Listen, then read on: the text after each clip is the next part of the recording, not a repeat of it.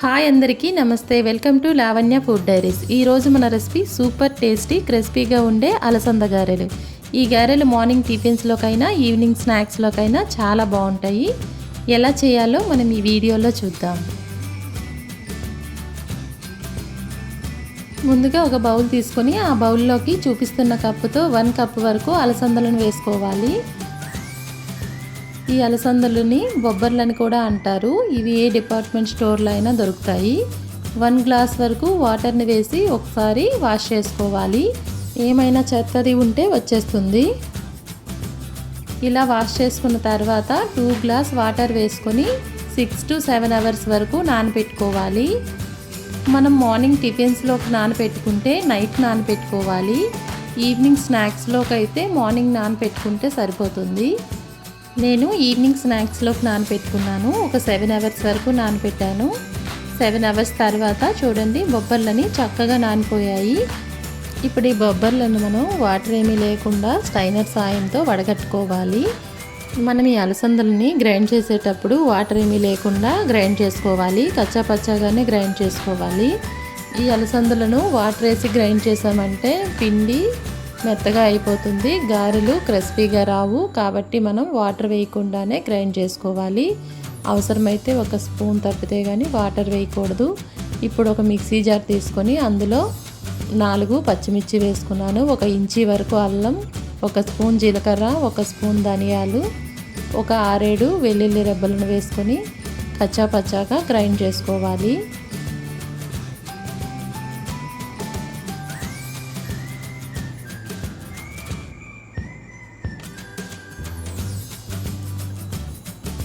ఇలా కచ్చా పచ్చాగా గ్రైండ్ చేసుకున్న తర్వాత చూడండి కచ్చా పచ్చాగానే వచ్చింది.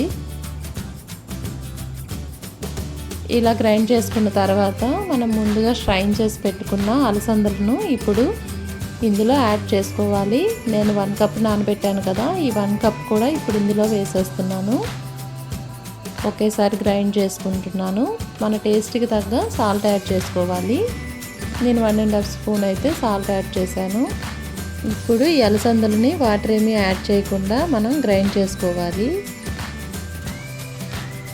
చూడండి చూపిస్తున్న విధంగా గ్రైండ్ చేసుకోవాలి. మరీ మెత్తగా కాకుండా కొంచెం పచ్చాగా గ్రైండ్ చేసుకోవాలి. ఇలా గ్రైండ్ చేసుకున్న దాన్ని ఒక బౌల్లోకి తీసుకోవాలి. ఇలా బౌల్లోకి తీసుకున్న తర్వాత 1 కప్ వరకు ఆనియన్స్ని సన్నగా తరిగి వేసుకోవాలి. చూపిస్తున్న కప్పుతో 1 కప్ వరకు సన్నగా కట్ చేసుకున్న కరివేపాకు, సన్నగా కట్ చేసుకున్న కొత్తిమీరను వేసుకోవాలి. 1 టీ స్పూన్ వరకు కసూరి మేతి ఆప్షనల్, నచ్చితే వేసుకోవచ్చు లేకుంటే లేదు. వేసుకుంటే టేస్ట్ అయితే చాలా బాగుంటుంది.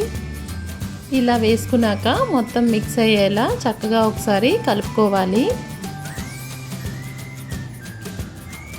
ఇలా కలుపుకున్న పిండిని పక్కన పెట్టుకుందాం.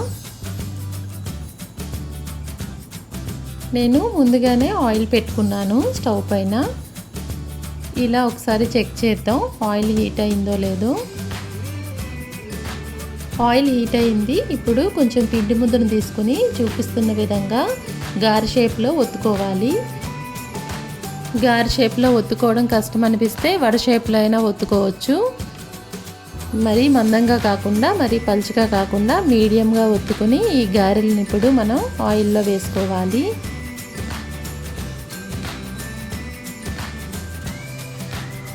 ఇలా ఆయిల్లో ఎన్ని సరిపోతాయో అన్ని గారెలను ఒకటిగా వేసుకోవాలి.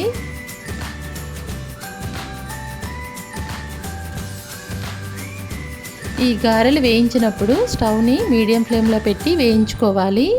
ఎందుకంటే హై ఫ్లేమ్లో పెట్టామంటే బయట ఉడుకుతుంది కానీ లోపల ఉడకకుండా ఉంటుంది. కాబట్టి బోత్ సైడ్స్ కూడా గారెలని టర్న్ చేస్తూ మీడియం ఫ్లేమ్లో పెట్టి గోల్డెన్ కలర్ వచ్చినంత వరకు వేయించుకోవాలి. ఈ గారెలకి అస్సలు ఆయిల్ పట్టదు. ఆయిల్ పట్టకుండా చాలా క్రిస్పీగా టేస్ట్గా చాలా బాగుంటాయి. పిల్లలకైతే చాలా బాగా నచ్చుతాయి. అలసందల్లో ప్రోటీను ఫైబరు ఎక్కువగా ఉండడం వల్ల ఈ గారెలు హెల్త్కి కూడా చాలా మంచిది. ఈ గారెలు నేను 2 సెట్స్ కింద ఆయిల్లో వేసుకున్నాను. ఈ గారెలు చేయడం చాలా ఈజీ కూడా. మనం ఎప్పుడు కావాలంటే అప్పుడు చాలా ఈజీగా ప్రిపేర్ చేసుకోవచ్చు. చూడండి, సూపర్ క్రిస్పీగా రుచిగా ఉండే అలసంద గారెలు రెడీ అయిపోయాయి. ఈ గారెలను మనం చట్నీతో అయినా సాంబార్తో అయినా సర్వ్ చేసుకుంటే చాలా బాగుంటుంది. ఇంతేనండి రెసిపీ. ఈ రెసిపీ మీకు కూడా నచ్చితే మీరు కూడా ట్రై చేయండి. మరిన్ని ఈజీ అండ్ హెల్దీ రెసిపీస్ కోసం మా ఛానల్ని లైక్ చేయండి, షేర్ చేయండి, సబ్స్క్రైబ్ చేయండి. Thank you for watching.